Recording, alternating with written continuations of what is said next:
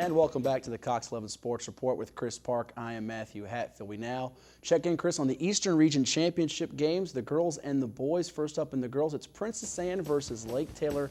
Yet again, these two very familiar with one another, as just 3 years ago it was Princess Anne winning the region title, but Lake Taylor beating them in the state final. Certainly no surprise, Matt. And early on, it would be Princess Anne getting off to the good start as the jumper is put in there for the first basket of the game. And then again, they're going to work the ball around the perimeter. And finally, just inside the three-point line, the jump shot poured up and in by Goodhope. And you see making the extra pass. That's the unselfishness that you see Coach Dozier's team play with all the time there. And then you see Lake Taylor finding the backdoor feed there inside. It's India McKinney, the junior forward, her along with Jordan Mitchell-Harmel, the two horses inside for Lake Taylor. But Princess Anne coming right back there with the baseline jumper, canned in by Alexis Platt. Platt, one of the few seniors on this team, but would it be a freshman that would lead them for Princess Anne, as early on the basket poured in there by Godiva Hubbard. Yeah, Hubbard really good in this game for Princess Anne. As you see Fiona Fitzgerald right there with the pull-up floater in there. Then Fitzgerald going to test a three-point shot and get it to go there, as Princess Anne's lead in the first quarter has shrunk to 11-10 as we head to the second period. Unfortunately for Fitzgerald and Lake Taylor, the second quarter would not be a quarter for them, as that shot is in again by Hubbard. The freshman showing no fear, playing Lake Taylor for the first time, as again on the big stage she'll hit from long range. Coach Dozier not having to take those blood pressure medicine pills he's been talking about. He had to take this year with all those youngsters. They're coming of age here in this game. And then you see the inside basket right there by Chandis Golden, the junior, as Princess Anne is now up double figures, cruising against mighty Lake Taylor. The lead at 15 now, as Lake Taylor finds himself giving up yet another three-pointer, as Hubbard again connects from deep. The lead 18 for the Titans. 18-point lead for the Princess Anne Lady Cavaliers, and now you see the basket in there to make it 20, as it is knocked in by junior guard Justice Swango, and they're just cruising right now. But Lake Taylor, too much fight in them. They're undefeated for a reason, as Fitzgerald finds Brianna Davis. They're not going to go away quietly at all. And Fitzgerald certainly making sure of that, as she'll go coast to coast with the scoop layup. The lead at 18 now, and the three-point shot from way downtown. That one was from Portsmouth, as that was the shot poured in by Tashara Grimes. See that bench making an impact for Lake Taylor, and it's Fitzgerald with the swipe there. She's going to pull up again, count it from long range, as Princess Anne's lead is shrinking. It's only 12 here, and the Lady Titans still have a shot to get in this one. They got to do it in a hurry, down 14. Fitzgerald only had 5 points in the first half, making up for it in the second half, and getting some contributions from teammates, as that was Corinne Lyons, the senior forward, with the basket. Courtney White with the basket. And now Princess Anne's going to give up the loose ball, and McKinney scores down low, and the lead still staying in double digits, but Princess Anne trying to keep it going, but this is going to be Fitzgerald again knocking in the long J, and it's down to 12. We're seeing some of that youth show for Princess Anne. Can they close it out against an undefeated team? It would be a huge step, a monumental one for Princess Anne to do so against Lake Taylor, making a furious rally. There's Courtney White again from long range, as Princess Anne trying to hang on here, but they're up 9 here with just under a minute to play. Fitzgerald gets the basket to fall there, and the Lady Cavaliers will do it yet again under Coach Darnell Dozier, about to win their 10th regional title under Coach Dozier. They're chasing that 5th state championship, 55-48 over Lake Taylor. As you see Hubbard with 22 points, a double-double for Platt at 10 points, 12 boards. Meanwhile, for Lake Taylor in defeat, Fiona Fitzgerald, a great tournament. She had 23 points, and Dia McKinney with 10. As Lake Taylor loses its first game, Princess Anne grabs another regional crown.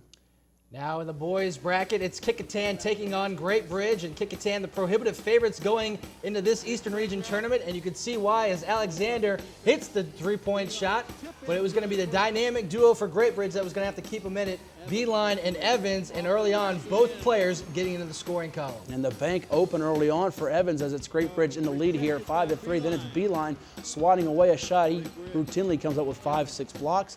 Pull-up three-pointer is good for Evans, and the Wildcats out to the early 8-3 lead on Kecoughtan.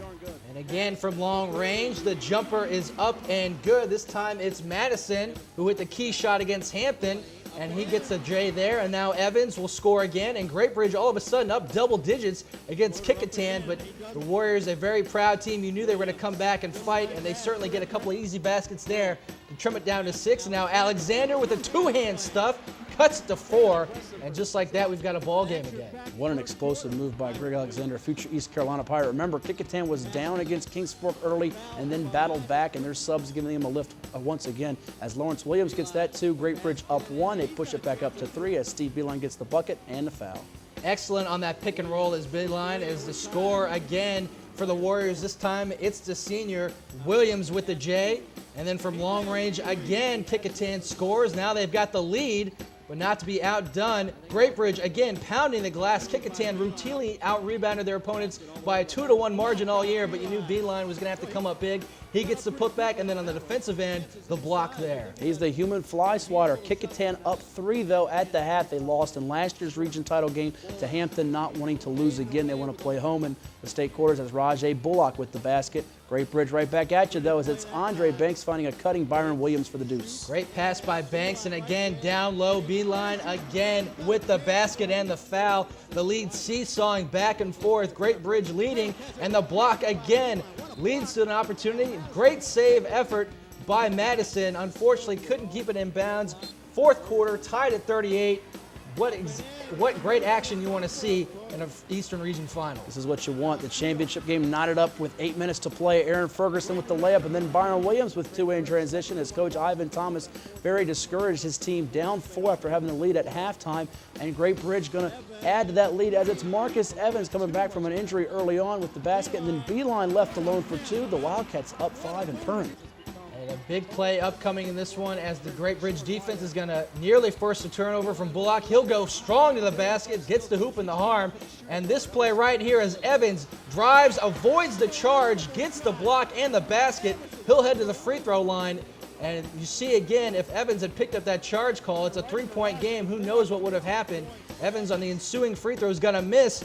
But there, of course, is this big man Beeline, so a 4-point play allows Great Bridge to extend their lead to 7. Johnny on the spot is Beeline. Lawrence Williams for 2 as Kecoughtan down 7 late in the fourth quarter. You see right there Rajay Bullock with the pull-up 3. Warriors still battling down 6. It's Williams driving to the hole for 2. Great Bridge up 4, but a technical allows Beeline to go to the charity stripe, knock him down. Nice, cool, calm, and collective. And then Rajay Bullock here with the one-handed flush, but it's going to be Great Bridge moving on with the championship win, Chris. And their first region title as a Group AAA school in school history as Great Bridge gets the victory 64-55. Marcus Evans with a game-high 22 points, including 3 from long range, 6 assists. Beeline also 22 points, 8 of 10 from the foul line, 13 boards, and 5 huge blocks for the Wildcats. Our Virginia Preps and Cox 11 Sports Report Player of the Week. Who else but Steve Beeline, 22 points, 13 rebounds, 5 block shots in that victory over the Kecoughtan Warriors in the Eastern Region Championship as Great Bridge earns its first state tournament berth since 1958. Oh, by the way, not on our graphic is his 4.9 grade point average, Chris. That might be more than yours and mine combined, as that kid is one brain right there. Congrats to him as the Wildcats go on to the state tournament.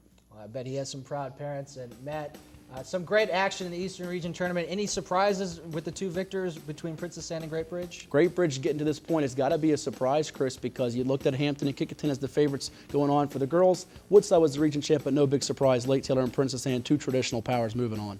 Well, that'll do it for us here at the Cox 11 Sports Report. We'll see you next week. Thanks for watching.